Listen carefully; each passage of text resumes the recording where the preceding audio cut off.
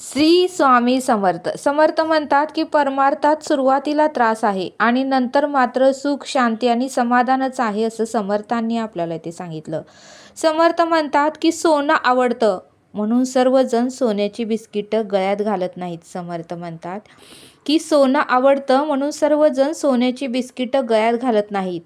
ज्यावेळेस त्या बिस्किटांना अग्नी द्यावी लागते, ते सोनं वितळावं लागतं, त्यावेळेस मात्र सुंदर अशी दागिने तयार होतात. मग ते सुंदर झालेले दागिने आपल्याला परिधान करू वाटतात, असं समर्थांनी आपल्याला इथे सांगितलं. तसं समर्थ म्हणतात की परमार्थात सुद्धा सुरुवातीला त्रासच आहे. ज्यावेळेस आपल्याला दुःख, त्रास, वेदना होतात, त्यावेळेस आपण परब्रह्माचं नाव अंतःकरणातून घेतो, पण आनंदात असताना मात्र घेत नाही. म्हणून समर्थ म्हणतात की परमार्थात सुरुवातीला त्रास आहे आणि नंतर मात्र सुख, शांती आणि समाधानच आहे. जसं सोन्याला ज्यावेळेस अग्नीमध्ये जावं लागतं, अग्नीचं सर्व काही वेदना सहन करावे लागतात आणि ज्यावेळेस सोनं वितळतं त्यावेळेस सुंदर अशी दागिने तयार होतात.